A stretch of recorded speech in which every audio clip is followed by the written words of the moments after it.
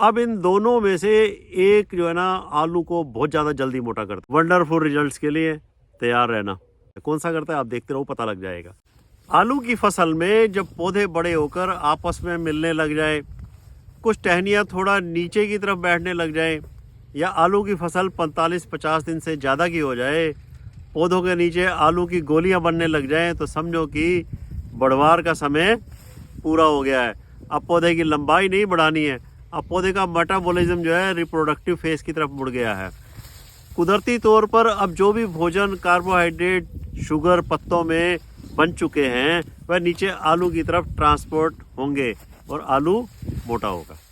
यह एक कुदरती प्रोसेस है।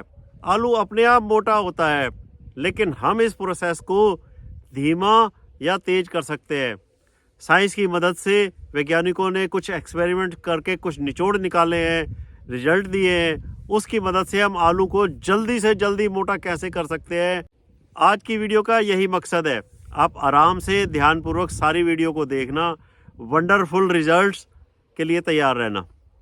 कुछ तत्व होते हैं जो प्रकाश संश्लेषण की क्रिया, बढ़वार, फुटाव, हरियाली को बढ़ावा देते हैं, लेकिन इस समय तक हमारा आलू की बढ़वार पूरी हो चुकी है।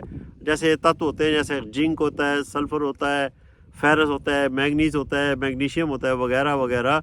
इन तत्वों की पूर्ति आपने अभी तक नहीं की है तो अब आप कर दो। ये लास्ट स्टेज है समझो। इसके बाद आपने इन तत्वों को ना ही दे तो बढ़िया है। अच्छा, नाइट्रोजन की पूर्ति आप कर चुके होगे, यूरिया की भी अब ज़्यादा ज़रूरत नहीं है, ना ही डालो तो अच्छा है। अगर आपको फसल में कमी नज़र आती है तो 55-60 दिन की फसल तक आप जो है ना 15 से 20 किलो यूरिया डाल सकते हो, अदरवाइज़ यूरिया की भी ज़रूरत नहीं है।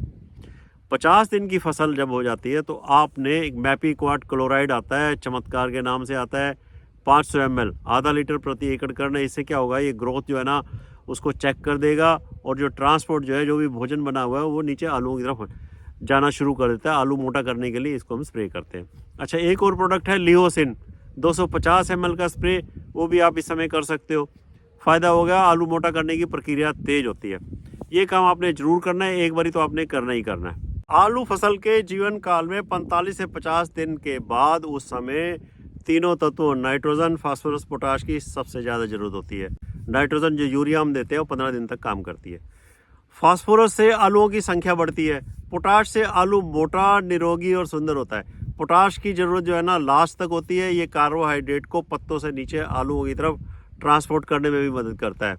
पोटाश जो है ना 3 रूपों में आता है। म्यूरेट ऑफ पोटाश आता है, 60% पोटाश होता है, ये इसके अंदर पोटाशियम क्लोराइड होता है। ठीक है जी। क्लोराइड स्टार्च बनने के लिए बहुत ज़रूरी होता है, आलू में स्टार्च होता है, लेकिन ज़्यादा क्लोराइड जो है ना वो ठीक नहीं होता किसी भी फसल के लिए, स्टार्च के लिए भी ठीक नहीं होता।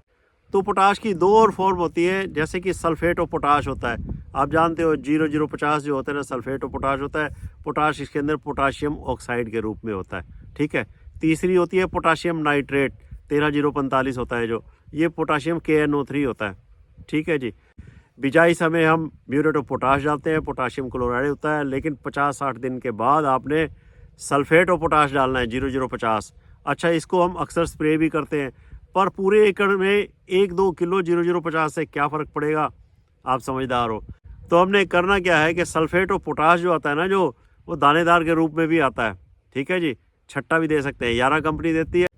10 किलो की पैकिंग है, 850 से 900 रुपये में मिल जाती है। 10 किलो की पैकिंग है। पानी देने से पहले आपने 10-12 किलो सल्फेट ऑफ पोटाश दानेदार है जो, इसको छिट्टा देना है खेत में। ठीक है। उसके बाद पानी लगाओ, आलू फसल की चाल बदल जाएगी। ये आपको 1000 रुपये जो खर्च है ना, 10,000 रुपये का फ़ायदा निश्चित करेंगे।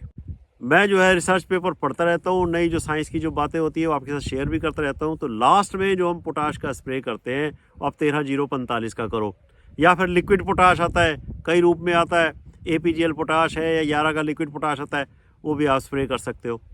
आपको मैं ये बता दूँ कि ये जो 13-045 होता है ना, जो 25 किलो की पैकिंग में भी आता है, थोड़ा महंगा जरूर पड़ेगा, 135-40 रुपये किलो पड़ेगा आपको।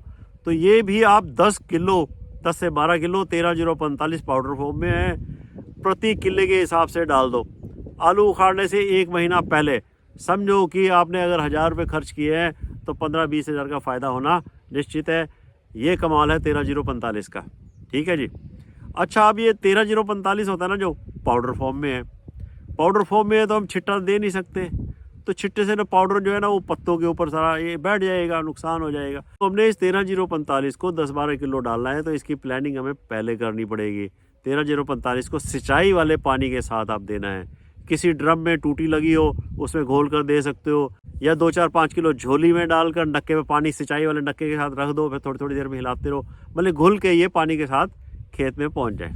जब आलू बनना शुरू होता है ना जो, तब कैल्शियम की भी ज़्यादा जरूरत है। छिलके के लिए, सेल वाल के लिए कैल्शियम ज़्यादा जरूरी होता है। अच्छा, बोरोन जो है ना पर परागण में, इसकी फ्लावरिंग में ज़्यादा फायदेमंद होता है। तो कैल्शियम बोरोन वाली प्रोडक्ट्स भी हम स्प्रे में इसको दे सकते हैं, लिक्विड पोटाश के साथ हम स्प्रे कर सकते हैं, इसका भी फायदा होता है। तो सारी वीडियो का निचोड़ मैं आपको 2-3 लाइनों में आखिर में बता देता हूँ कि भाई हमने करना क्या है। सार ये निकला है कि बिजाई समय आपने म्यूरेट ऑफ पोटाश दी, ठीक है, 50 दिन के बाद आपने सल्फेट ऑफ पोटाश दी, 0050 दी, 65 से 70 दिन के बाद या 80 दिन के बाद आपने पोटाशियम नाइट्रेट देना है, 13-0-45 देना है। इसका आपने प्रयोग करना है। साथ में आपने पोटाश के स्प्रे करते रहने हैं, लिक्विड पोटाश भी कर सकते हो। कैल्शियम बोरोन मैग्नीशियम वाले सोल्यूशन आते हैं, वो भी आप स्प्रे कर सकते हो। 45 से 50 दिन के बाद आप चमत्कार लिहोसिन का कर सकते हो। एक कन्वर्टर आता है, वो भी आप कर सकते हो। मतलब है कि जो पौधे बन चुके हैं उनमें जो कार्बोहाइड्रेट बन चुके हैं वो नीचे आलू में जाए। ठीक है जी, बहुत फ़ायदा होने वाला है। वीडियो को आखिर तक देखने के लिए आपका बहुत बहुत धन्यवाद। आपकी अच्छी फसल की कामना करते हुए यहीं पे समाप्त करता हूँ। Thank you.